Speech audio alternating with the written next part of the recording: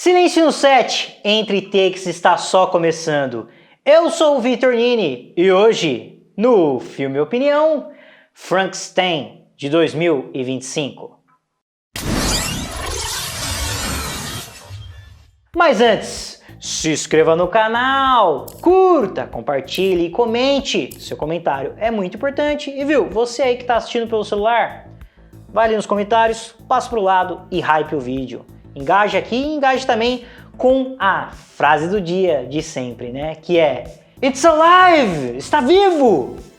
Bom, do que se trata Frankenstein de 2025?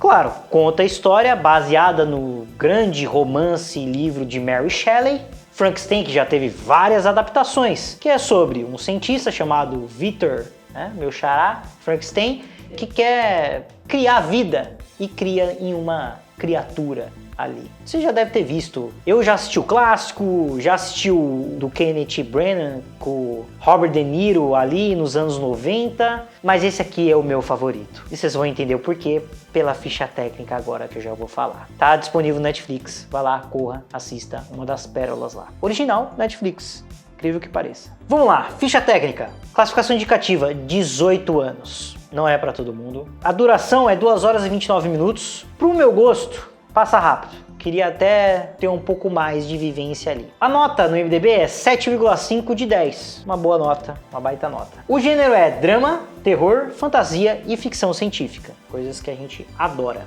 Bom, é dirigido e roteirizado por quem? Guillermo del Toro. Ele já apareceu aqui quando eu falei do trio mexicano, falei das obras dele e vamos falar um pouco do portfólio dele, né? A Forma d'Água, Labirinto do Fauno, Hellboy, Blade, A Corlina Escarlate e assim vai. Tem que falar mais sobre o Guillermo del Toro, toda a filmografia dele, que é sensacional. Fica aqui então uma curiosidade, depois que você assistiu o Frankenstein, vai lá no Netflix que lançou aí esses dias um documentário chamado Sangre del Toro, que fala sobre a filmografia dele, a referência dele, todo o trabalho e carreira do del Toro. O elenco que eu vou destacar aqui são 4 pessoas, tá? Começando pelo principal, que é interpretado pelo Oscar Isaac, que faz o Victor Frankenstein. Ele fez Ex Machina, que é um baita de um filmaço, que assemelha com esse aqui, porque ele também é um cientista que cria uma vida numa robô, finge ser Deus, como tem um tema aqui claro. E Star Wars, episódio 7, O Despertar da Força, que ele faz o Poe Dameron, que é um dos melhores personagens, né, depois dos clássicos, né, dos originais do Star Wars. Seguindo,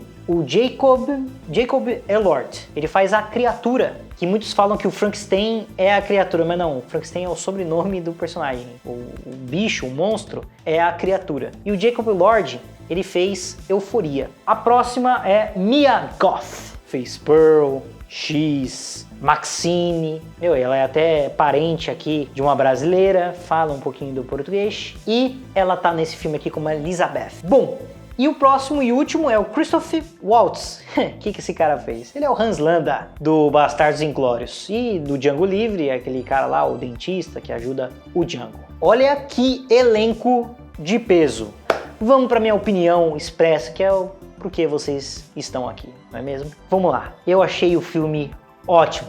Putz, que filme delicioso de assistir. Eu tava numa draga aí de filmes que você fica até com medo e sempre fica jogando seguro. Só que a partir do momento que eu vi, Guillermo del Toro vai lançar um filme pela Netflix, Frankenstein, e era sempre o objetivo de vida dele, fazer um filme do Frankenstein, porque ele cresceu assistindo aqueles filmes preto e branco e tal. E é o Guillermo del Toro, que eu gosto bastante. Do trio mexicano, é o cara que eu mais gosto, até falando em Inharrito e Afonso Cuarón. Ele já dispensou muitos trabalhos, inclusive ele ia fazer um Harry Potter, o Guillermo del Toro, que Harry Potter também é uma franquia que eu gosto de filmes, né? Quem saiba o Guillermo del Toro faça um episódio ali como diretor de algum Harry Potter, né? Mas eu falei, opa, tem minha atenção, vou assistir. O filme, ele começa não linear e ele divide em capítulos. A gente vê o ponto de vista do criador e o ponto de vista de sua criatura. E ali você já vê o Victor Frankenstein todo transtornado, capenga, sem uma perna, ali com outros caras que estavam lá com o navio preso lá na geleira. E aí eles salvam o Victor dessa criatura que tá perseguindo ele. E aí o Victor começa a contar a história dele de quando ele era moleque, o que aconteceu com o pai dele, por que o lance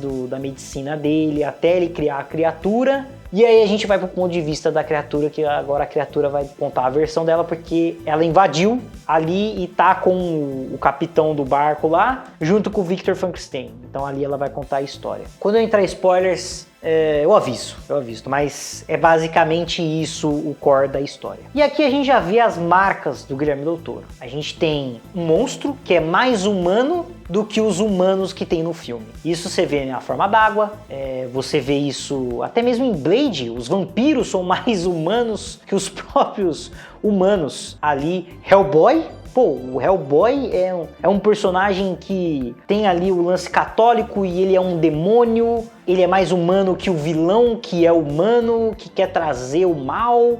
E você vê isso no trabalho do Del Toro, que eu acho fascinante. E é claro, o tema universal, que é a criatura se rebelando contra o seu criador. Aonde será que eu vi isso, né? No livro mais antigo, a Bíblia. Adão e Eva não aceitando o que Deus falou, não coma desse fruto, e aí acaba desvirtuando, acaba sendo expulso do paraíso. Então a gente vê que é um tema universal, e você vendo isso, você fala, bom, mexe com a nossa humanidade. Já me ganha aí o tema universal, a marca de Guilherme Del Toro. Bom, eu destaco aqui para vocês algumas cenas que, infelizmente, eu vou ter que entrar em spoilers, mas eu vou entrar em spoilers bem moderado. Mas antes, vou falar da fotografia. A fotografia, eu vou resumir ela, que é assim, ela parece Barry Lyndon, do Kubrick, só que gótico. A luz de vela que utiliza ali, eu piro. Eu acho interessante demais da conta. Bom, agora vamos aqui entrar em spoilers, tá? Eu vou avisar spoilers, aí depois fim dos spoilers aí, por favor, Rogério. Eu destaco aqui a parte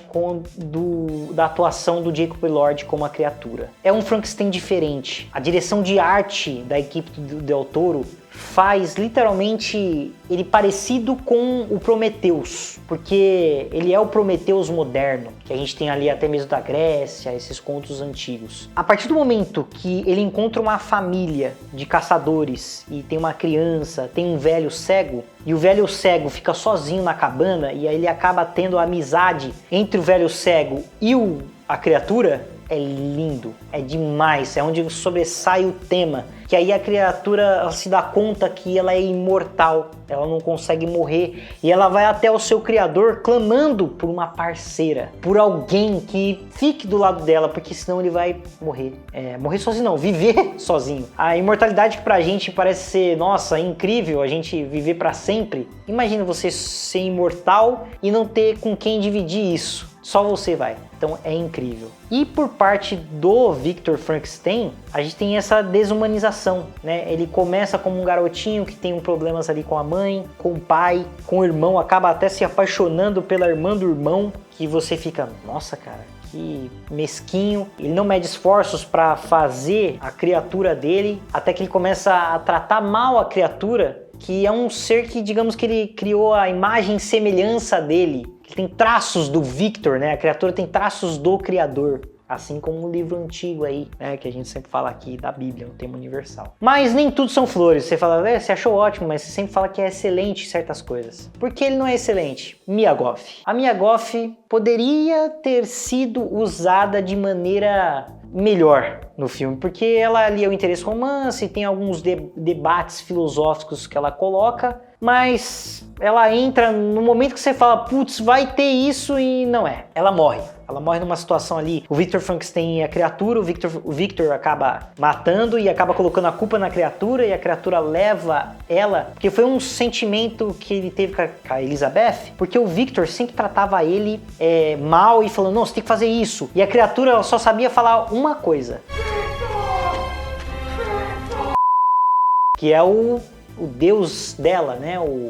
Digamos, o pai dela. Só que o pai dela não era carinhoso com ela. A partir do momento que o Victor mostra a criatura por mão e para a Elizabeth mostra um carinho maternal. E ele acaba falando Elizabeth. E aí depois ele tem toda aquela passagem lá com o velho, na cabana, o cego e tal. E aí ele pega ela e você fala, nossa, então quer dizer que o Victor vai fazer a Elizabeth ser a noiva do Frankenstein. E aí ele também gosta da Elizabeth, então vai ser uma coisa... Não, o filme, ela só morre e é isso. Vai ser o desenrolar da criatura e do criador. Então a Mia Goth, o talento que ela tem, todas as coisas que ela tem, ela poderia ter sido melhor usada.